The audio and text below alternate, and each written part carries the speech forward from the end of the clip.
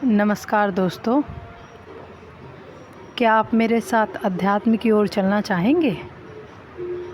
क्या आप ये जानना चाहेंगे कि सब कुछ होते हुए भी हम जीवन में आज खुश क्यों नहीं? आज हमारे पास बंगला है, गाड़ी है, क्या नहीं है? साइंस ने आज कितनी तरक्की कर ली है, ये सब तो हम जानते ही हैं।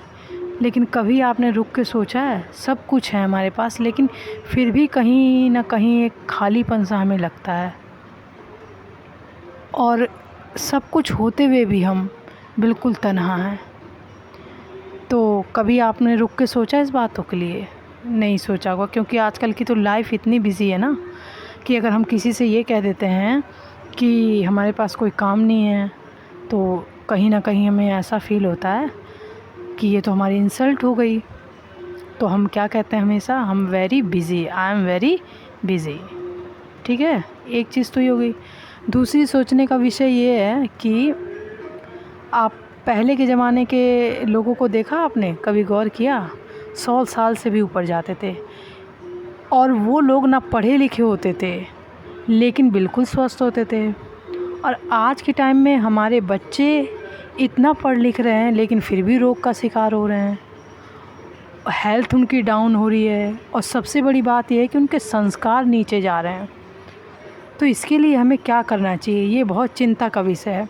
अब आप सोचेंगे कि मैं इस तरह की बातें कर रही हूँ, लेकिन आपने कभी सोचा है कि आज से आने वाले 10-20 सालों में, अभी तो हमारी जनरेशन है, जो हमारे बच्चे हैं वो क्या करेंगे? हमें तो फिर भी, हमारे पास तो आज फिर भी बहुत रिश्ते हैं, हम निभा रहे हैं, जैसे तैसे चल रही है, गाड़ी घसीट रहे हैं।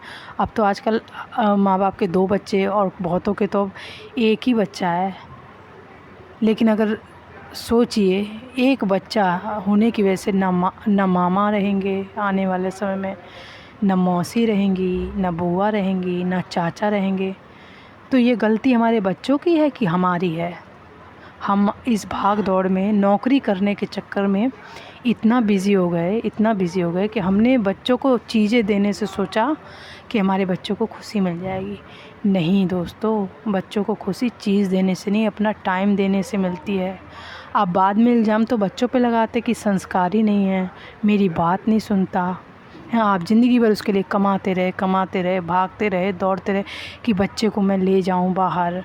आपने क्या किया, ज़्यादा कमाया, बड़े स्कूल में डाल दिया, ज़्यादा पैसा है तो आप उसे मॉल ले गए, मूवी दिखाने ले गए, ज़्यादा हुआ कपड़े दिला दिए, बर्थडे।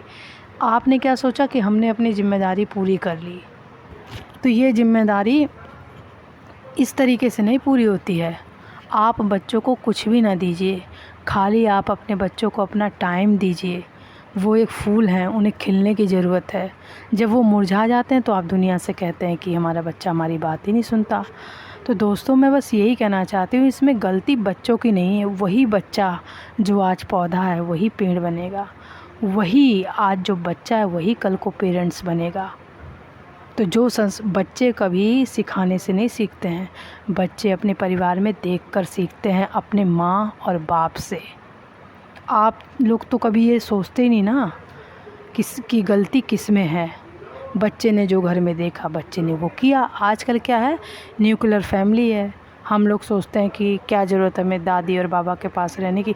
हम अपने बच्चे पे क्या करते हैं, केवल बच्चों पे ध्यान, बच्चों पे ध्यान, बच्चों पे ध्यान। अपने बच्चों के लिए मैं क्या कर दूं, क्या चांद तारे तोड़ के ला दूं। आप यही करते हैं ना? आई होप करते होंगे, मैं सबकी बात नहीं कर रही हूँ, फिर भी कुछ हैं दोस्तों इस तरह के हैं लोग। लेकिन जब वो बच्चा बड़ा होके वो भी तो अपने ही बच्चों का ध्यान देगा। जब हमने अपने माँ बाप को, सास ससुर पे नहीं ध्यान दिया, तो कल को जब वो बच्चा, आपने जो किया वो बच्चे ने भी वही देखा कि मेरे माँ बाप तो मेरे पीछे मरते थे, तो वो भी तो अपने बच्चों के पीछे वही करेगा। तो कल को फिर आप कहेंगे कि मेरा बच्चा तो मेरी सुनता नहीं, मैंने इसके लिए ये किया, मैंने इसके लिए वो, फिर आप उसे ताने दे दे के मार डालेंगे। तो क्या गलती उसकी थी?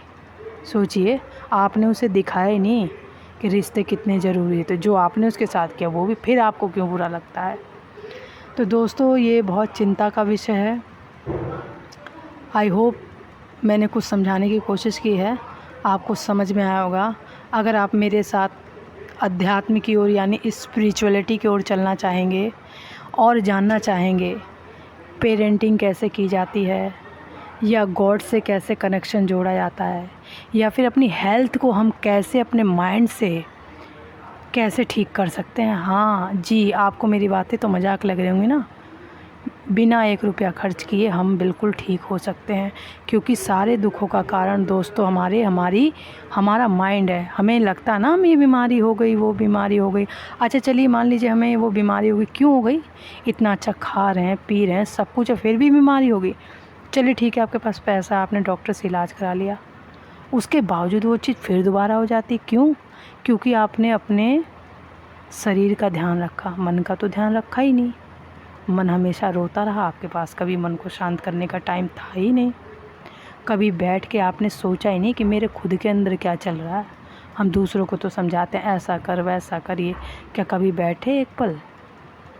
तो दोस्तों आई होप मेरी छोटी सी कोशिश आपको पसंद आई होगी। आगे की वीडियो में मैं आपको और अच्छी अच्छी बातें बताऊंगी। तब तक के लिए धन्यवाद दोस्तों।